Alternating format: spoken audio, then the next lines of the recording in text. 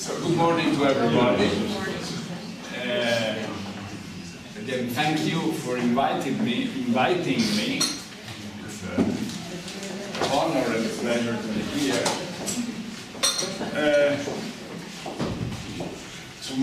This morning, I will present something a bit different from yesterday. Obviously, some points have already been touched yesterday, so for those who were here yesterday, I apologize for some repetitions, but I think repetitions are not too many.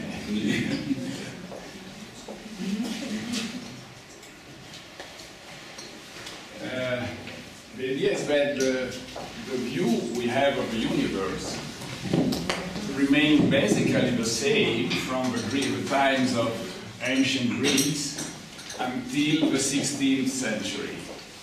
Then in little more than 1 century, going from Copernicus to Newton, where was essentially a complete revolution, then again the things remained approximately the same, and in the 20th century there was a new revolution.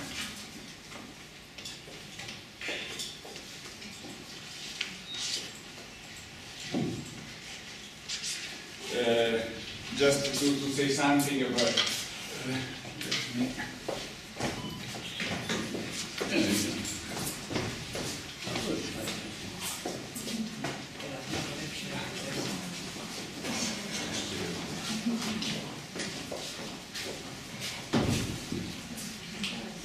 just to tell something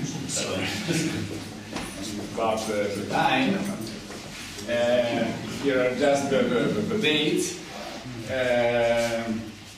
when it is oblique. It's just to say that Newton died after or out of the scheme. Copernicus was born before. Now here are the people: Copernicus, Tycho Brahe, Galileo, Kepler, and Newton. Here are the cosmological systems.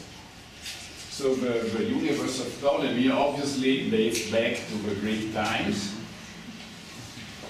It has a time of death when Galileo observed that Venus has phases. This proved in a clear way that Venus orbits around the Sun, not around the Earth. So this said, this is the death of the Ptolemy system. Tycho proposed his cosmological system that we will discuss. It also has a date of death, because when Newton published his Principia, Principles of Natural Philosophy, where he introduced the law of gravity, of inverse square, then the system of Tycho was not compatible, could not stand. So it also has the time of death. The system of Copernicus, obviously, is the one which is going on.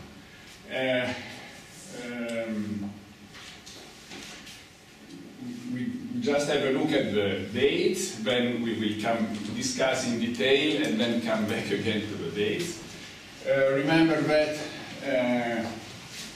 Copernicus published his book De Evolutionibus Orbis Celestium in 1543. In fact, his ideas were around since at least 10 years or 15 years before. Copernicus was not so willing to publish. He was convinced to publish by his pupils, his disciples. Some of them, Rheticus, published something a few years before, and Copernicus saw his book just on his deathbed.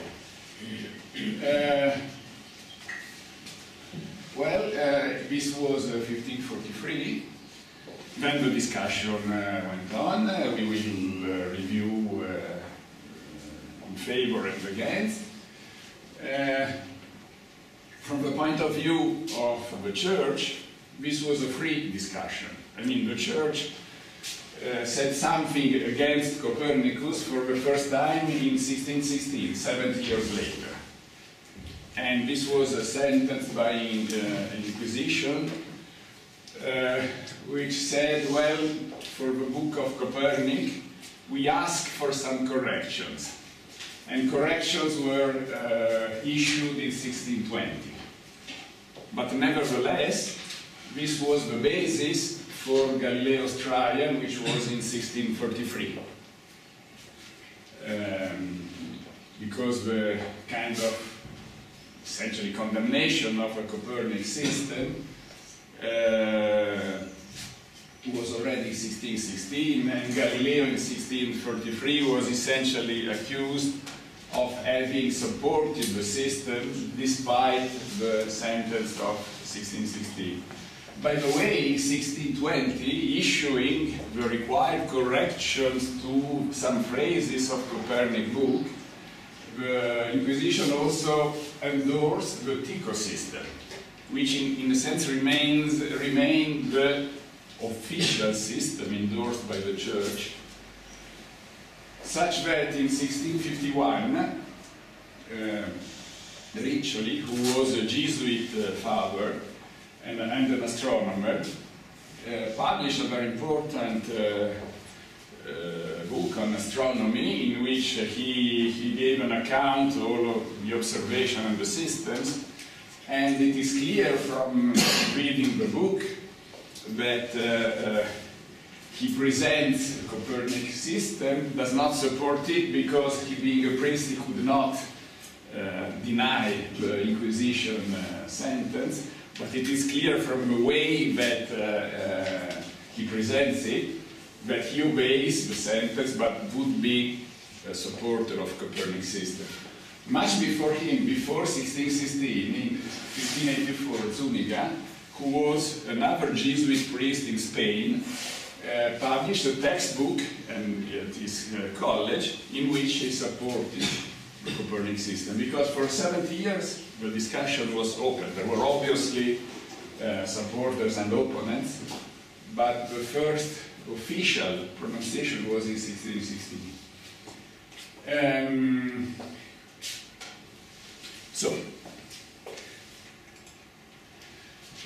This I already mentioned yesterday, I just recall it. The classical, by classical I mean from the Greeks and the Hellenistic times, there was a kind of hierarchy of knowledge. So philosophy and natural philosophy by themselves did investigate the essence of being, the ontological causes, and the natural philosophy considered the properties of substances, as of objects, as necessary consequences of the essence. So the idea was we investigate the essence, and when we find the essence, all the rest is a necessary consequence. It was considered at a lower level, mathematics, who, since that time, says a phenomena, so gives a description of what is observed. And mathematics included applied mathematics, astronomy, optics, mechanics, and music, quite interestingly. And astrology had a kind of mixed status, because astronomy was basically involved in precisely describing the motion of planets. And this is essentially the same thing in which astrologists are interested. So philosophy and natural philosophy spoke about the structure of cosmos.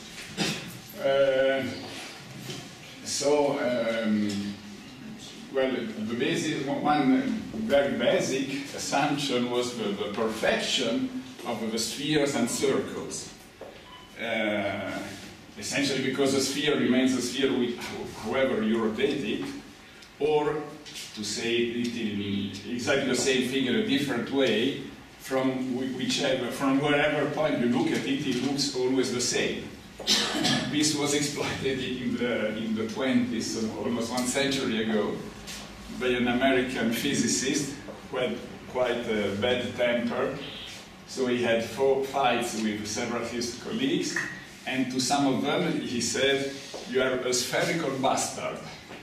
What did he mean? That from whichever point we look at you, you are always a bastard. So this was the idea.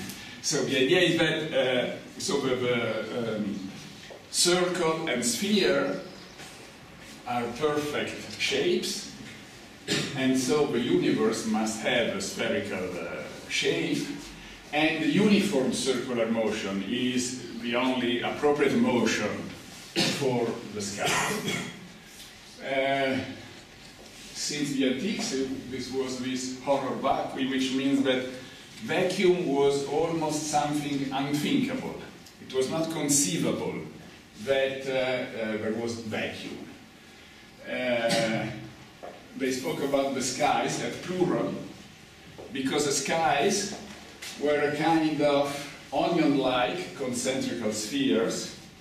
Then there was a debate which was quite strong: are the spheres crystalline or fluid?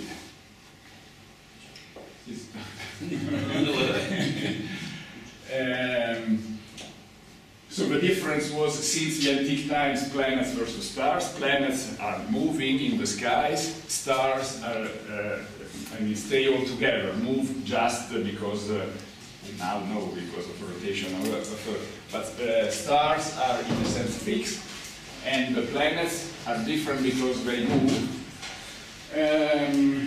And also, philosophy said the Earth, the eternal, is the place of corruptible nature, and corruptible means essentially that evolves. Basically, the four elements, earth, water, and fire, which combine. So, since there are combination and recombination, there is an evolution, and an evolution means also corruption. But corruptible is not necessarily in a negative meaning. It basically meant there is an evolution. While the skies are made of a different element, the fifth element, or ether, and since they are made by a single element, they do not have a possibility of recombining or evolving. They are incorruptible in the sense of unchangeable. They always remain the same. Now this is the domain of philosophy. Mathematics and astronomy have to deal with the position of the planets. And to describe them, it was quite soon clear that just a uniform circular motion did not describe correctly the position of the planets. And so to describe them, this system of deferent and epicycles, so a uniform motion, but the planet is on a further circle, epicycle, was introduced to better describe the observed positions of planets. And in some cases, it was a double epicycle, so another small epicycle over the epicycle. And also other tricks were introduced, like the equant, which was a specific position around which motion was uniform, which was not in the center. So these are mathematical details.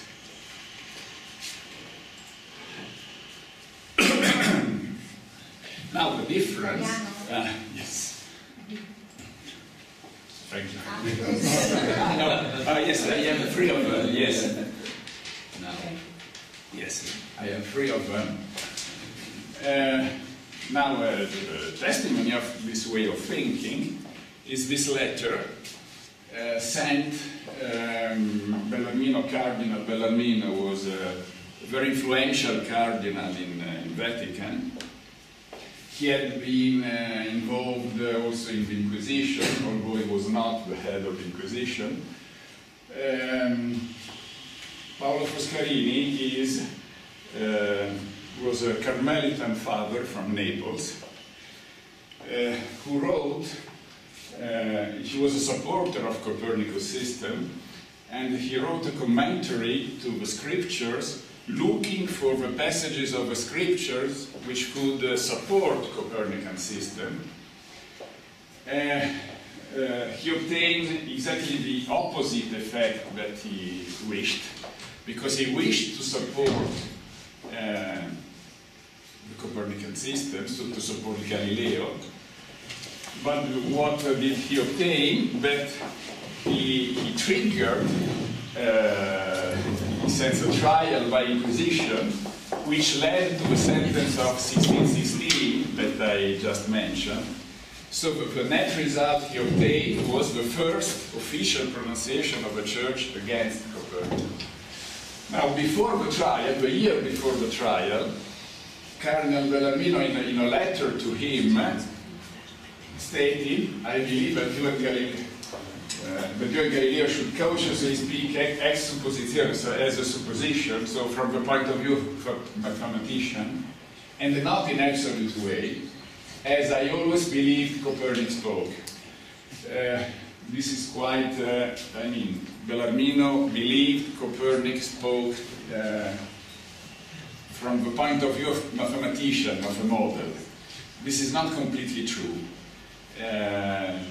Because when Copernicus' book was published, one of his disciples, well, not exactly a disciple, but a friend who wrote an introduction, was Osiander, who was a Protestant theologian, just to protect Copernicus' book from trials. In the introduction, he explicitly says, we produce this as a model, mathematical model. Then this was also much criticized. But however, this is what was written in the introduction to Copernicus' book, and Bellarmino can say, I believe Copernicus spoke as of a mathematical model. And he says, because if we say that if we assume that the sun is at rest, and the Earth moves, we can save all the phenomena, so describe all the observations better than wind difference and epicycles. This is well said and has no danger, and this is sufficient for the mathematician. But asserting that really the sun is at the center and only revolves on itself without moving, and that the Earth is in the third sky. Remember, sky is a plural, these kind of spheres. The Earth is in the third sky and rapidly moves around the sun.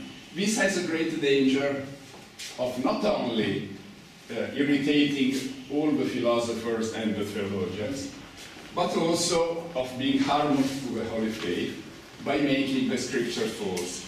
Because this, I mean, if something is said which tells that the scriptures are false, this is a problem. But this is quite interesting how Bellarmino continues. I say that if there was a true demonstration, so proof, that the sun is at the center and the Earth is in the first sky, and that the Earth moves and not the sun, then we should very carefully explain the scriptures, which seem to say the contrary, and rather say that we do not understand the scriptures, rather than saying that which was demonstrated was false. So this is basically an experimentalist point of view. He says, well, if there is a proof, the proof is more important than our interpretation of the scriptures. Then he probably, when he wrote this, he thought the proof would never come. He says, I won't believe that such a demonstration exists till it will be shown to me. But this point of view is, I mean, basically an experimentalist point of view. This was not so much, I mean, unfortunately, Bellarmino died in 1621, well before Galileo's trial. Had he been alive, maybe history might have been slightly different. Now, this point of what is said by philosophy and mathematics, which saves the phenomena, which can sound a bit strange to us, it's, I say, not so strange, because I mentioned that when Planck in 19 and Einstein in 1905, black body radiation and photoelectric effect, they introduced for the first time the idea of quanta, so introducing the first idea of quantum mechanics. They both say our model works as if electromagnetic radiation exchanged energy only by discrete packets, quanta. And at the time, they had no explanation or motivation for the fact that electromagnetic radiation behaves this way. Quantum electrodynamics was developed 20 to 30 years later. So they just said, well, if we assume, from the point of view of the mathematician of 16th century, we assume this model that electromagnetic radiation exchanges, and we, from this we can derive laws which say the phenomena. Some years later, Dirac was one of the geniuses at the origin of quantum mechanics. He was the first to develop a theory which conciled quantum mechanics and relativity. He was issued a Nobel Prize in 1933 when he was only 31, probably the youngest Nobel Prize in history. Now, quantum mechanics has stirred a lot of discussions by his probabilistic or random properties. Einstein did not like quantum mechanics. He said this famous deed, God does not play likes.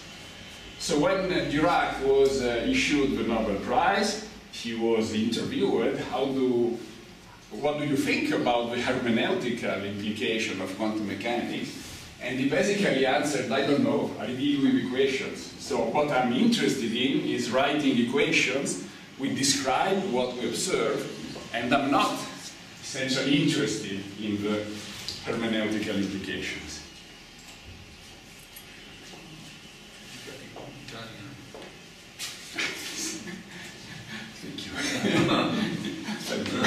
Please tell me. Now, Galileo introduces a strong methodological novelty, introducing his experimental method. This is one perhaps of the most famous writings of Galileo. In a letter to Marcus Welser, who was a German Burmeister, he was a friend of him, and he writes, either we, by speculation, try to penetrate the intrinsic essence of natural substances, or for us it is enough to know some of their properties. So it's a kind of self-limitation. I believe that penetrating the intrinsic essence is a hopeless task, both for substances close to us and for the remote and the celestial ones. But if we will content ourselves of knowledge of some properties, I am confident that we can reach them, both for the celestial bodies and the bodies close to us. The example he then presents, he says, it was much easier to recognize that moon is a sphere than to recognize that Earth is a sphere, just before the moon we can see. So he says, sometimes it's easier to know what is far than what is close. So the clear methodological novelty, not the essence, but let us look at properties or characters.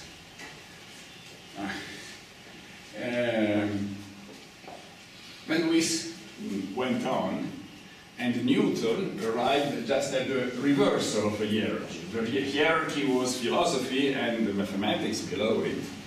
Now what happened in the years, Tycho Brahe, he was, well, he enjoyed a great amount of funds from the king of Denmark and Norway, who gave him a small island where he built observatory, and he did not have a spyglass or telescope, which was introduced by Galileo. But he had a significant instrument to measure the positions of stars and planets, and he made measurements which were by far more accurate than all the previous measurements. Now, towards the end of his life, he took Kepler as his assistant. Then, shortly after that, Tycho died. Both Tycho and Kepler went to the king of Denmark died, so his successor cut his funds. So they found they were taken as court mathematicians by the Emperor Rudolf II in Prague. But shortly after Tycho died, and Kepler worked for years analyzing the data of Tycho and reached the conclusions that the trajectories of planets are ellipses, not circles. So he published in 1609 Astronomia Nova, presenting his first two laws. The third law came about 15 years later.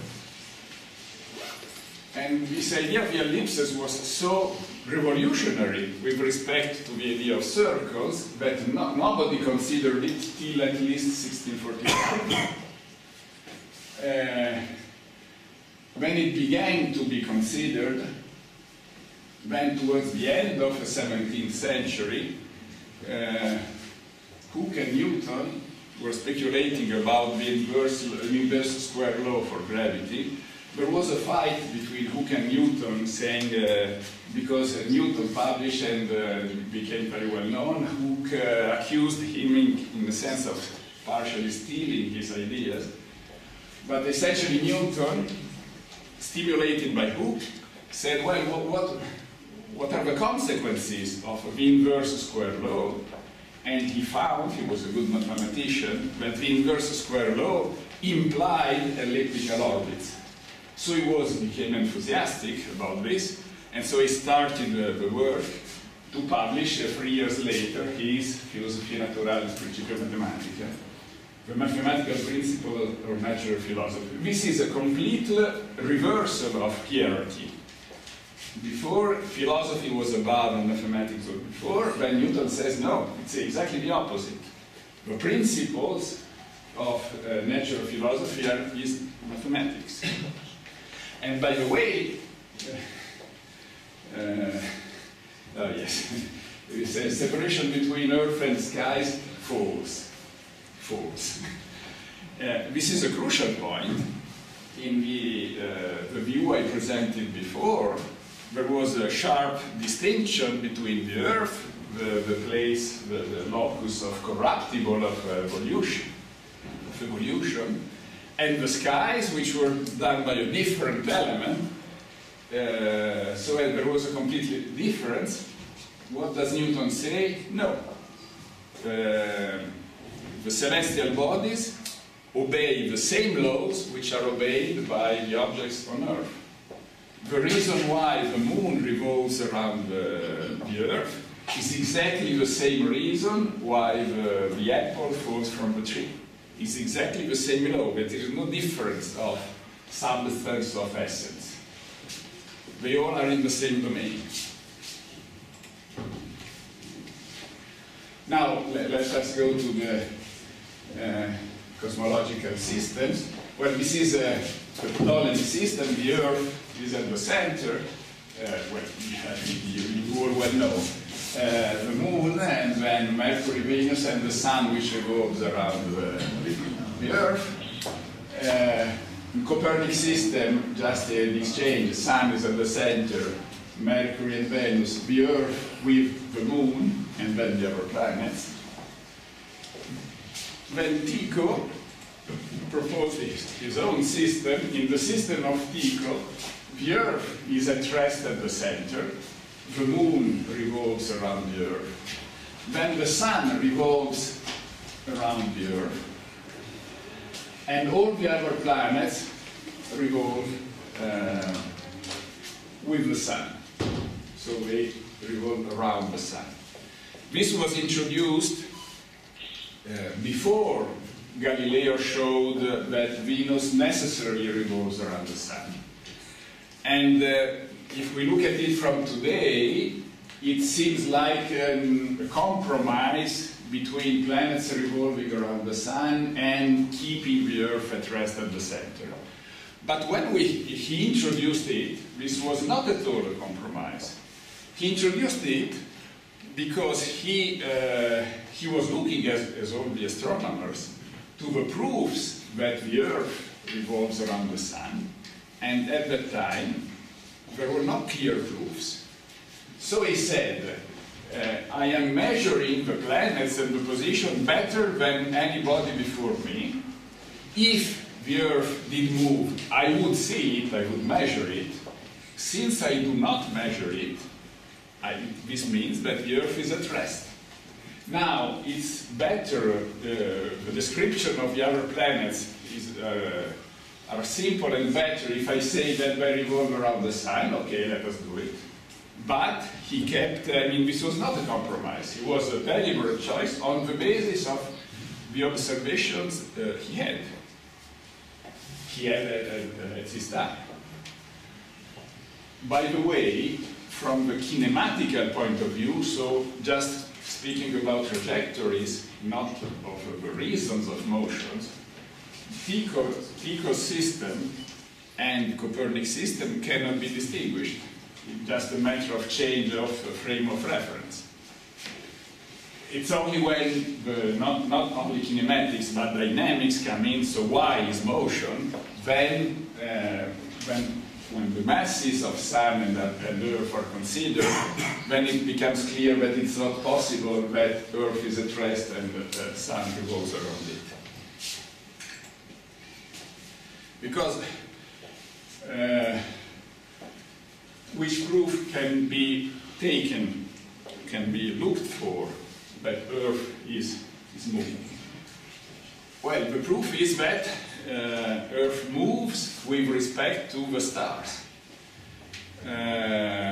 So Tycho looked for these proofs, Galileo looked for these proofs, and which kind of proofs can be searched? One is the so-called parallax.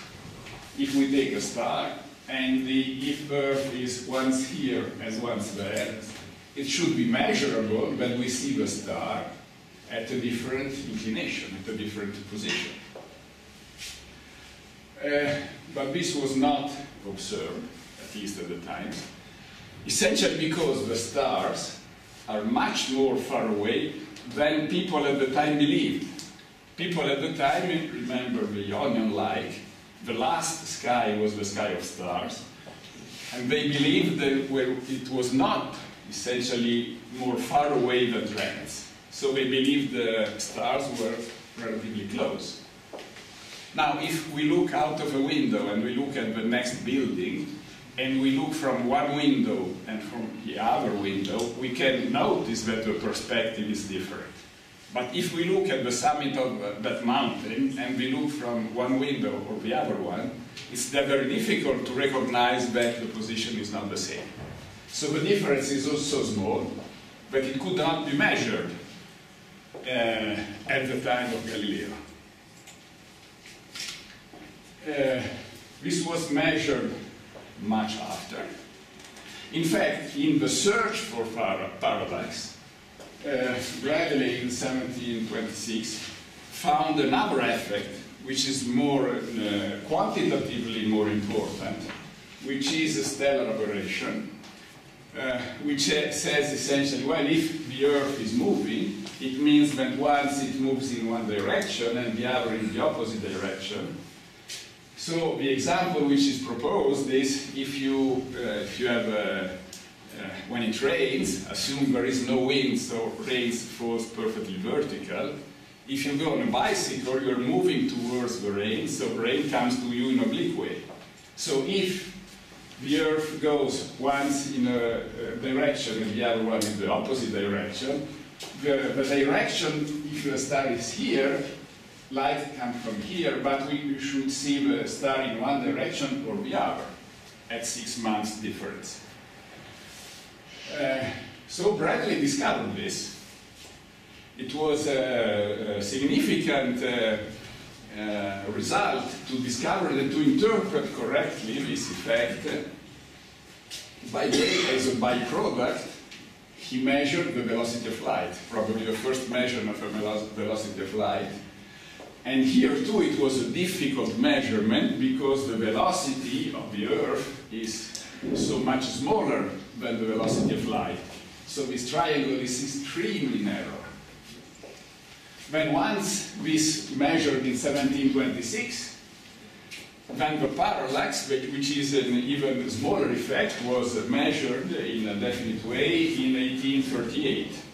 And these were the kind of final proofs of Copernicus system, which were not available at the time of Galileo. So Galileo had an argument concerning tides. He insisted a lot of it, but it was a wrong argument. His friends of the Lincei Academy understood that it was a wrong argument, and they convinced him not to publish it. When Galileo had the proof, he found by his telescope a proof that Venus orbits around the Sun. And also, there's another proof, yes, proof of specific fact, because one objection that was done to the Copernic system said, well, you tell that Earth has moon, and it is the only planet having a moon. Why this peculiarity? Galileo found Jupiter's planet, so he was able to say, no, it's not true, Earth is not alone having a planet, also Jupiter has planets. He had speculation about the rationale of the system, but he had not the proof, as I just mentioned, the proof of the motion of Earth with respect to the stars. Now, this is just a marginal note. It is often written and said that passing from the Ptolemy system, the Earth at center, to the Copernic system, it was a great revolution because the man who was proudly at the center of the universe was relegated to periphery.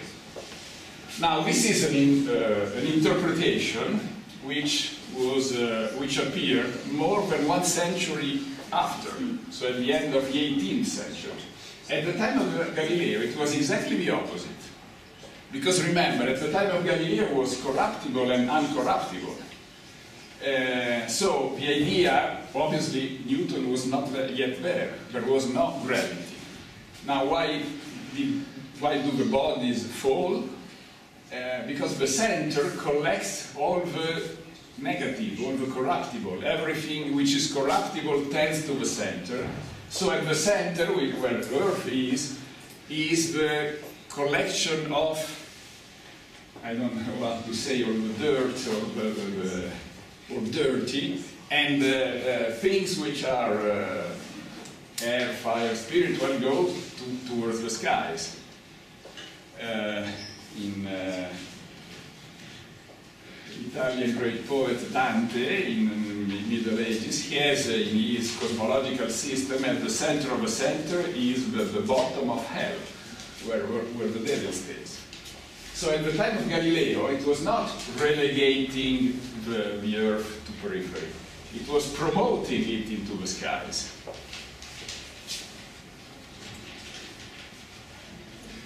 Yes, so we just again have a look. So Copernic proposes his system, then there is the trial, Galileo's trial, and the final proofs come after Newton's Principia, so out of the scheme. Now let us quickly go. In 20th century, there was another revolution. In 18th and 19th century, there was a progress, more precise observations, but no revolution in the way of thinking. In the 20th century, there was. One thing is, an ancient question, is the universe eternal? Now, in the Greek cosmology, the universe is eternal. Then an eternal universe conflicts with the idea of creation. St. Thomas, in his books, says, well, human reason cannot establish whether universe is finite or infinite, both in space and in time. In 1277, the Bishop of Paris condemns, among other Aristotelian physics, the assertion of an eternal universe. But essentially, the fact that the question is universe, finite or eternal, after this was not in focus, but it was mainly in a generic way, and remained as an implicit assumption. In 20th century, the Big Bang theory appears, and the Big Bang theory says that universe has a date of birth, essentially. It's not so correct to say a date of birth, because date of birth means that time is already there. While relativity says if there is no universe, there is no space and no time. So space and time are born together with universe. But anyway, Big Bang has a measurable time. Present measurements say about 13.7 billion of years ago. So there is a beginning. Universe is not eternal. Now we'll just discuss a little. And the Big Bang theory was challenged, certainly with scientific arguments, but also was challenged and unfolded also on an ideological basis, because some objections read a bit after, it seems to me clear that they were originated from the difficulty of accepting a not eternal universe. A brief history says, 1915, Einstein publishes the theory of general relativity. There was some work in 22 in by Friedman, who was in USSR. His work became known in Occident only much later. At that time, no one in Occident knew about the work of Friedman. In 27, Lemaitre, who was a Belgian Catholic priest, who was also a physicist, he studied the equations of relativity by Einstein. He studied the stability of a uniform and homogeneous universe, and he found that the universe cannot be in equilibrium at rest. It must be either expanding or collapsing. It cannot be at rest. And he finds this proportionality between, he says, if the universe is expanding, it means that the distances between galaxies are improving. So he found just a very simple proportionality between the velocity at which galaxies are going away and their distance. Einstein knew, Lemaitre was participating in scientific conferences, and Einstein said, your mathematics is perfect, your physics is terrible. So Einstein did not like. He later on changed his mind, but at the beginning Einstein and other physicists did not like this kind of finding. Then 2 years later, Hubble, who was an astronomist in California, he measured the velocities of galaxies. Some measurements were even before, even in the 20s. Because we can measure the fact that galaxies are going away by the fact that their light shifts towards red. It's called redshift, and this can be measured by the spectra of the light from the galaxies. So Hubble, in a systematic way, measured the redshift of several galaxies, and he found this simple proportionality between velocity and distance, which is universally known as Hubble's law, and the constant is Hubble's constant. And nowadays, essentially, nobody knows that the law was proposed 2 years before by Lemaitre. Lemaitre is remembered only in Belgium because he was a Belgian, but essentially nobody outside Belgium knows his name. Now, slightly later, Lemaitre went on and says, well, if the universe is expanding, if you reverse the sense of time, what happened before, we go back, we find that universe expansion began from what he called a primeval atom. Someone also spoke of a primeval egg, like the universe began from essentially one point and began in expansion. The theory was when strongly developed by Gemov, who was a Russian scientist who emigrated to the States. Now, after the war, for several years, there was a competition between the Big Bang theory and other theories which tried to explain expansion without introducing a beginning. The most famous work by Hoyle, Bondi and Gould. Hoyle was a very strong astrophysicist. He made very important contributions to the theory of the evolution of stars. And they said, well, the universe is expanding, but one version of the cosmological principle says that the universe is the same at whichever time you look at it. There was a former cosmological principle, also called Copernican principle, which came after it was found that Sun, not Earth, is at rest, is at center, which says essentially the universe is uniform. From whichever point you look at it, it looks the same. It's uniform and isotropic. In any direction you look, you find essentially the same things. Then the strong version of the principle said the universe appears the same at whichever time you look at it. So Hoyle, trying to save this principle, and says, I want to keep the universe, which is the same at whichever time. I observe that it is expanding, so how can I reconcile this? Well, he said, he assumed that there is a continuous creation of matter from nothing, which is not such an easy thing to accept, but he preferred to introduce this continuous creation from nothing than accepting the fact of a sharp beginning. The same name, Big Bang, was invented by Hoyle in 1949 just to make joke of the expansion, not the expansion, but the primeval atom theory, which before that had not a specific name. It was Hoyle who christened it as Big Bang theory.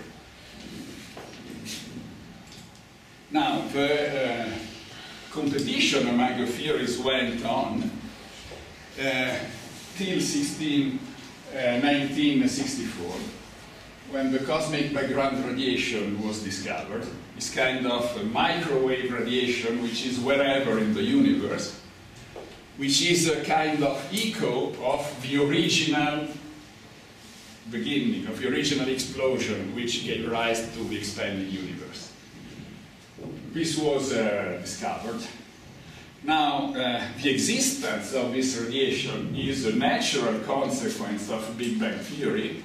It's extremely difficult to explain it in the stationary state theory.